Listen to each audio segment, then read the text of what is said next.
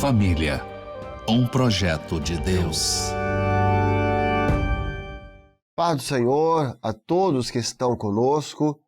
Nós estamos dando início a mais um episódio de Família, um projeto de Deus. O nosso tema hoje é Obadias, quando ele diz: desde menino eu temo ao Senhor. Nós estamos aqui hoje conosco com o pastor Guilherme Litti. Paz do Senhor aos que nos assistem, pastor Marcelo, pastor Rodolfo. Paz do Senhor, pastor Rodolfo Moreno. A paz do Senhor, pastor Marcelo, pastor Guilherme, uma alegria estar com os irmãos. Amém. Nós vamos pedir ao pastor Rodolfo que leia o texto, faz a primeira abordagem, a palavra de abertura do nosso tema. Perfeito. A palavra do Senhor em 1 Reis, capítulo 18, verso 12, nos diz assim: Poderá ser que, apartando-me eu de ti, o Espírito do Senhor te leve, não sei para onde, e vindo eu a dar as novas a Acabe, e não te achando, ele me matará. Contudo, teu servo tema o Senhor desde a minha mocidade. Para nos ajudar a compreender um pouco o texto em que lemos e as aplicações, nós vamos falar primeiramente um pouco sobre o contexto, o cenário, vamos dar uma visão panorâmica daquilo que está representado aqui na palavra de Deus. Israel, Reino do Norte, vivia um momento muito difícil. Havia um grave declínio espiritual. Isso porque o rei de Israel era Acabe. E Acabe foi um dos piores, se não o pior rei de Israel. Diz a palavra que ele fez aquilo que era mal aos olhos do Senhor. E a palavra ainda fala mais, ele fala assim: ele fazia de tudo para irritar ao Senhor, mais do que todos os que foram antes dele. Então os pecados eram tão graves que ele fazia de tudo para irritar ao Senhor, mais do que todos que foram antes dele. Então foi um reinado marcado por idolatria, o culto a Baal, que era uma divindade cananeia, perseguição aos profetas do Senhor, promovido especialmente por sua esposa, Jezabel. Então o cenário em que Obadias estava inserido era um cenário muito difícil, onde Israel vivia um momento de apostasia, abandono da fé, tanto que posteriormente, quando Elias vai falar ao povo, fala assim: até quando cocheareis entre dois pensamentos? Ninguém respondeu nada. Era um povo que estava frio espiritualmente, afastado da fé, por conta do governo de Acabe, que fazia aquilo que era mal aos olhos do Senhor. E veja, a apostasia nesse tempo foi tão aguda que o culto público ao Senhor deixou de ser feito. O culto público, como fosse o culto assim, oficial de Israel, era o culto a Baal. Porque é uma expressão até forte, mas Jezabel, ela tinha assim, ódio aos profetas. Ela odiava os profetas. E ela estabeleceu uma caça. Ela colocou como projeto, ele Acabe, matar todos os profetas. Ela estabeleceu uma guerra contra a profecia. Tanto que os sacerdotes do Reino do Norte começaram a fugir para o reino de Judá.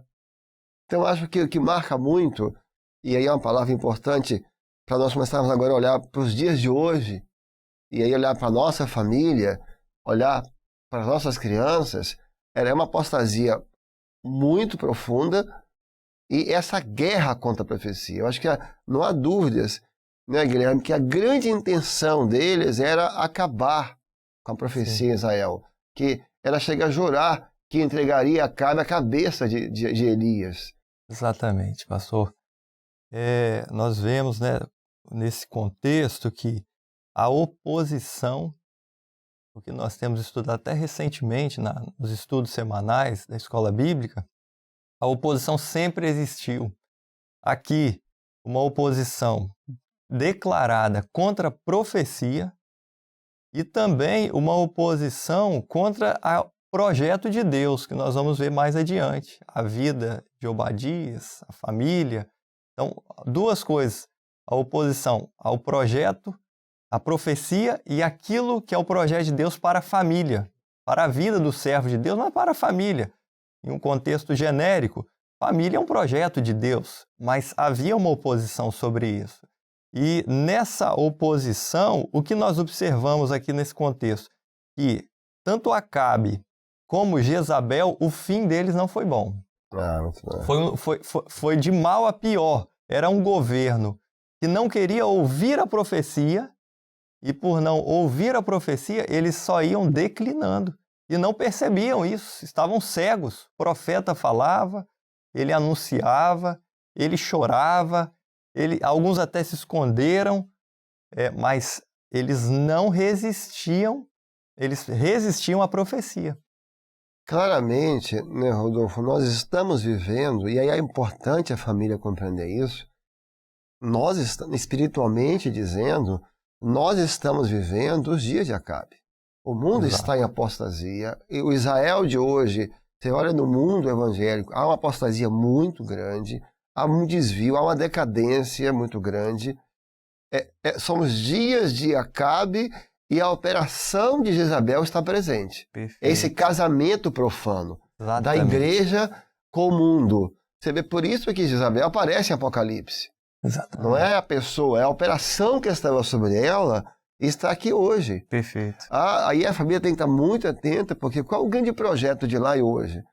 É matar a profecia. Exatamente. Ou seja, matar os dons espirituais, para que Deus não fale mais. É matar o sentido profético da palavra. Exatamente. É matar na igreja o crer nas profecias que Jesus vai voltar. Quantas teorias surgem agora na internet para convencer a igreja de que não vai ter arrebatamento. Exatamente. Ou seja, o que é isso? É uma operação para matar a profecia. Exato. Então, nós vivemos os mesmos dias profeticamente. Exatamente. E é interessante que a palavra nos fala, né, que sem profecia o povo se corrompe, né? Onde não há profecia, onde não há o governo do Espírito Santo, governa a razão, governa a carne. E quando governa a carne, governa o quê? As ideologias, relativismo, Muito e é bom. tudo que a gente vê nos nossos dias hoje também, né? Interessante que Paulo, quando ele escreve aos Tessalonicenses, ele fala, né? Não extingais o Espírito e não desprezeis as profecias, né? Extinguir o Espírito é ver a chama do Espírito, não apagar essa chama, né? Não Muito deixe bom. isso se apagar, não deixe isso esvaziar da sua vida, né? Não despreza aquilo que é profético, Muito né? bom. E é o conselho do Senhor para as nossas vidas, para as famílias, para os nossos filhos, preserva a profecia, não extingais, né, o Espírito, né? Mas que a chama do Espírito esteja acesa em nossos corações e que possamos ser guiados pelo Espírito, né? Afinal de contas, quem tem ouvidos, ouça o que o Espírito diz às igrejas, que é o lema Glória a que tanto Deus. temos citado, né? Muito bom. E a parte assim, extraordinária desse contexto é que diante de uma corte tão corrompida, como o Rodolfo falou, Acabe foi talvez o rei mais ímpio que Israel teve. Ele foi o sétimo reino, sétimo depois, né? O sétimo rei de Davi. Surge Obadias. Você nunca vai imaginar que em um contexto tão corrompido, em que aqueles que eram fiéis estavam indo para ajudar, Elias tinha desaparecido, estava escondido, o Senhor que escondeu Elias não podia andar porque estava jurado de morte. E lá dentro da corte, Exatamente. mordomo, que era um cargo de confiança, Uhum. estava Obadias, que era temente ao Senhor desde a meninice. Sabe o que eu acho extraordinário? Em todo lugar, sempre tem um servo do Senhor. Até no lugar que você menos espera, o Senhor sempre tem ali uma testemunha. Você vai pegar no palácio de Faraó, você tinha um José. Exatamente. Né? No palácio de Nabucodonosor, você tinha um Daniel. Né? No palácio de Acabe, você tinha um Obadias. Em todo lugar, amanhã seu filho vai para a faculdade, não sei aonde, você vai ser transferido lá para o interior, para o exterior. Você pode saber, se você, com calma, orando, ali você vai achar um servo. Exatamente. Porque o Senhor não se deixa sem testemunho. Então, eu acho que o surgimento de Obadias, acho que a gente podia falar um pouco sobre isso aqui agora. O surgimento de Obadias nesse contexto passa para os pais, passa para as famílias uma mensagem extraordinária. É verdade. Hoje, como nós estávamos falando, dentro desse contexto que a igreja vive e que nós estamos vivendo, você que está em casa assistindo, nos assemelha essa história, e a palavra de Deus, ela é viva e ela perseverou, e ela permaneceu até os nossos dias. E como aqui foi na vida de Obadias, ele naquela posição de excelência, uma posição de excelência, mas num momento tão difícil, ele manteve a sua integridade com o Senhor. Isso remete aos pais que estão assistindo, às famílias e aos filhos também, como vale a pena você permanecer em fidelidade ao Senhor. Mas, Senhor, eu estou num local que é impossível. Não, é possível porque o Deus do impossível está com você. E Ele te fortalece ali. Eu estou do lado de um Acabe, talvez, né? De uma Jezabel, de um espírito. Nós estamos falando de pessoas aqui, mas de uma operação, de um espírito. Não, você fica ali na posição, guarda, tema ao Senhor, porque o temor, nós sempre temos repetido aqui nos programas, né? É o princípio da sabedoria. Guarde o temor no seu coração, do seu filho, você como mãe, como pai, o responsável, guarde o temor ao Senhor, porque haverá preservação, haverá vida, e a profecia ela vai perpetuar dentro da família, sobre os filhos, aquilo que Deus estabeleceu, que é profético, e você temer a Ele, vai permanecer. E ele tinha um cargo de confiança, ele não era um cargo simples. Exato. Ele era um mordomo no palácio, ou seja, ele estava sobre os servos. Então você vê quando Acabe vai sair em busca de água, de alimento no reino, ele chama, apesar de ele ser um servo, era uma pessoa que Acabe confiava nele. E isso aqui é um ponto que é maravilhoso, por quê? Porque ele prosperou. Ele teve um cargo alto, mas ele não perdeu o temor ao Senhor. Você vê José virou governador do Egito, mas também manteve a fé. Você vai pegar Daniel, era um dos 3 presidentes do reino, mas manteve, ou seja, você pode prosperar, aquela expressão que a gente usa às vezes a pessoa enche o bolso e esvazia o coração. Exato. Eles não, eles prosperaram, mas o coração continuou cheio. Verdade. A expressão de Davi, se as vossas riquezas aumentam, não ponhais nela o vosso coração. Então, o que é uma criança instruída ensina a criança o caminho que deve andar? Exatamente. E quando crescer, quando for abadias, quando for um adulto, se ele prosperar, se ele conseguir cargos altos na vida, ele vai preservar o que aprendeu quando era menino, né? A bênção de Deus não foi um prejuízo na vida desses homens, pelo contrário. A gente falou de Daniel, me lembrei, né, que quando ele chegou lá na corte real, né, ele e os amigos não se contaminaram com os manjares do rei e se permaneceram fiéis ao Senhor. Ao final, foi visto que neles havia mais habilidades, talentos, inteligência e sabedoria do que todos os demais. Então, o fato deles não se contaminarem, de permanecerem fiéis, foi algo de destaque, foi algo que os favoreceu na vida deles secular e cotidiana, né? E viver em um mundo hostil e que se opõe aos princípios bíblicos é, sem dúvida, um desafio, né? Manter-se fiel quando se é minoria, andar na contramão do mundo, a gente sabe que isso não é fácil, né? E eu me lembrei que nós temos estudado também sobre a igreja de Pérgamo, né? E Antipas. Antipas foi um fiel, né? A fiel testemunha, né? Ele estava onde o trono de Satanás, ou seja, trono é alguém de governo, autoridade, ou seja, o inimigo governava ali mentes e corações, havia a doutrina dos Nicolaítas, a doutrina de Balaão, e mesmo assim, ali havia a fiel testemunha, como o pastor Guilherme mesmo disse, né? Sempre há um remanescente fiel. Deus tem sempre as suas testemunhas, né? É difícil, né, andar na contramão do mundo, remar contra a maré, contra né? o sistema. Contra o sistema, né? Ser minoria, é claro que é difícil. E às vezes há a tendência em achar que a gente precisa então vamos se afastar do mundo, não vamos para as universidades porque lá é confusão, porque lá vai ter problema, não vamos para o trabalho, não vamos mandar os filhos para escolas porque lá eles podem se contaminar. Isso tudo, obviamente, há uma preocupação nossa, dos pais, de todos que estão nos ouvindo, dessa contaminação do mundo, dessa pressão do mundo sobre os nossos filhos e que eles possam ser moldados por isso, né? Mas a palavra nos fala que nós devemos ensinar os nossos filhos para suportar as pressões do mundo e da vida e não se conformar ao mundo. Pelo contrário, né? Renovar o entendimento pela transformação do Evangelho. Então, ao invés de tomarem a forma do mundo, eles têm que influenciar aqueles que estão ao redor. Quem sabe vai ser na faculdade que o seu filho vai evangelizar alguém, quem sabe vai ser na escola que ele vai evangelizar uma pessoa, no seu local de trabalho. Então, há obviamente uma preocupação, né, em enviar os filhos, escolas, faculdades, mas isso não deve ser um impeditivo. Nós temos que orar para que lá eles se mantenham fiéis e lá o Senhor possa honrar a vida deles. Dentro desse contexto, Rodolfo, ou seja, os sacerdotes fugiram para ajudar. Por certo, eram sacerdotes que ficavam nas cidades de refúgio. Eles fugiram. Obadias não fugiu. Ele ficou. Ou seja, é a palavra que o Rodolfo falou para os dias de hoje. O servo não tem que fugir. O Obadias permaneceu e deu testemunho dele. Ele era entre poucos. Nós ficamos tristes quando você encontra um Judas no meio dos apóstolos. Mas a gente também se alegra quando você encontra um apóstolo no meio dos Judas. Que era o caso aqui. Só tinha Judas ali, porque apostataram, mas tinha um apóstolo no meio.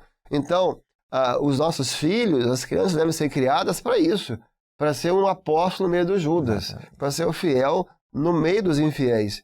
E Guilherme, há um detalhe interessante para ser falado, é porque ele era mordomo no reino de Israel. Exato. Mas também era mordomo no reino de Deus. Exatamente. Essa comparação, né, ela é interessante porque cada um de nós, as famílias, os filhos, os pais, as mães, tem às vezes uma mordomia. Qual a sua mordomia? Eu trabalho em tal lugar, eu sou responsável, sou empresário, eu sou funcionário. Você tem uma mordomia nessa vida e até foi uma porta que Deus abriu para você. Mas essa mordomia, ela está diante de uma mordomia maior. Deus te colocou ali por quê? Você é mordomo de alguma coisa nessa vida. Mas Deus te colocou ali porque há uma mordomia, há um mistério que você carrega, que é a profecia relacionada à eternidade, a Jesus, ao Salvador, à vinda dele. Então, Obadias, ele não caiu de paraquedas ali. Ele não caiu de paraquedas. Deus não faz nada, nada acontece na vida do servo sem permissão de Deus. Tudo é um projeto perfeito. Então, às vezes, você está diante de um, como Obadias, diante de uma situação, olha, eu fui confiado essa mordomia. Mas, olha, tem um mordomo, uma mordomia maior. O Espírito Santo, ele tem uma bênção para pessoas até que estão ao meu redor. Aqui nesse setor de trabalho, na escola, na sua faculdade, aquele que está na faculdade, não é? Você carrega algo precioso. Havia um milagre, um mistério na vida de Obadias, ser sustentado dentro de um reino, com Jezabel e Acabe. É um milagre. É um milagre. E o mistério ali estava a profecia. Estava a profecia de Deus sobre a vida dele, sobre o povo de Israel, o povo. Você vê como é que diante de uma nação, mas ele estava ali, dentro do governo, ele era um servo, ele era um remanescente ali. E a mesma coisa nas nossas vidas. Não que nós somos extraordinários, pessoas importantíssimas, mas nós temos o nosso valor diante de Deus. É muito bom. E ele confiou, através do Espírito Santo, esse valor nas famílias, né, aos pais, aos responsáveis, aos filhos, né? Deus confiou uma grande profecia e ele te deu na sua mão para você tomar conta.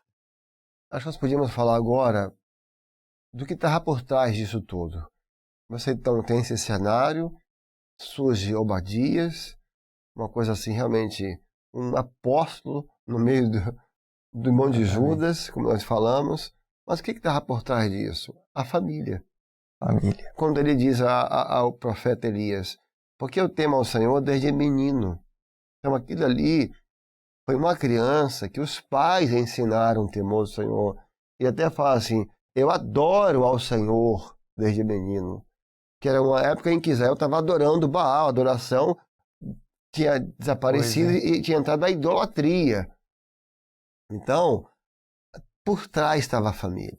Você vai amanhã pegar muitas pessoas sendo usadas, pessoas dando um bom testemunho, pessoas que prosperaram na presença do Senhor, prosperaram. Você pode ter certeza que às vezes por trás teve uma mãe que orou muito, glória a Deus, teve um pai que ensinou, teve uma família que deu suporte.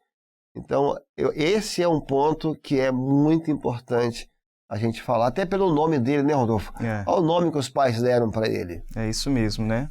Os nomes, hoje em dia, a gente escolhe os nomes de forma um pouco mais aleatória, não é? Eu gosto de um nome composto, gosto de um nome curto, em homenagem a um avô, um pai. O meu mesmo é com PH, porque o meu bisavô era Rodolfo, então com PH antigo mesmo, né? Farmácia antigamente, né? Mas os judeus, nos tempos bíblicos, o nome, ele vinha de acordo com um significado, né? Eles entendiam que o nome da pessoa iria influenciar até a identidade da pessoa. Então, quando um pai escolhia um nome para o filho, havia uma expectativa espiritual sobre aquele nome. Porque ele queria que aquele nome representasse algo na vida daquela pessoa, né? E Obadias é isso. Obadias significa servo do Senhor. Então, observe que não era apenas um rótulo qualquer, né? Obadias, não, vamos ver porque é bonito, ou porque fulano chama também. Não, não.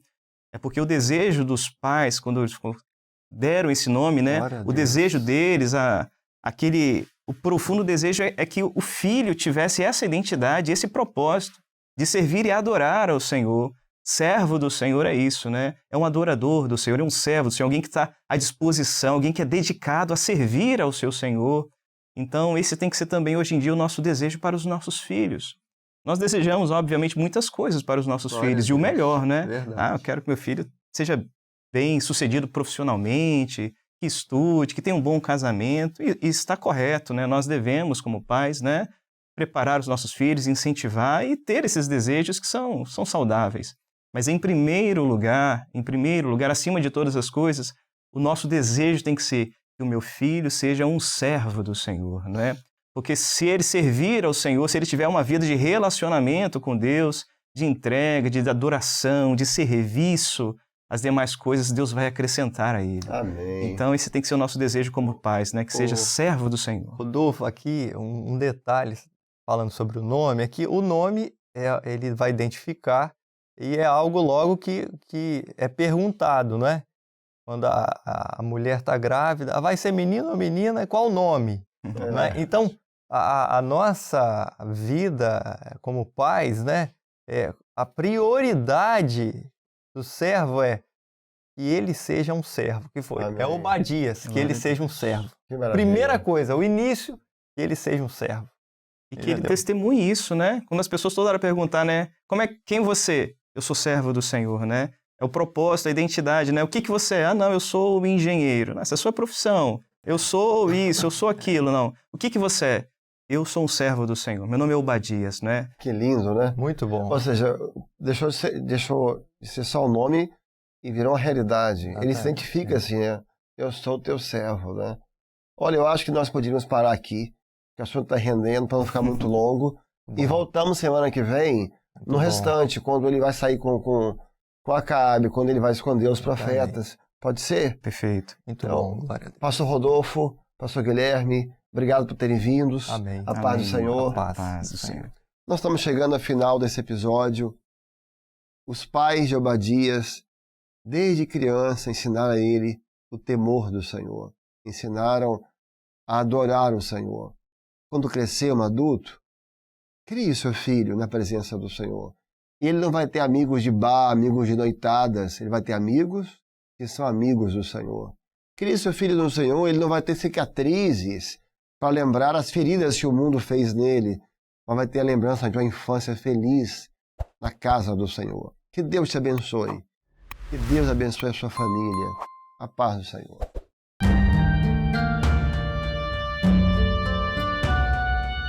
Família, um projeto de Deus.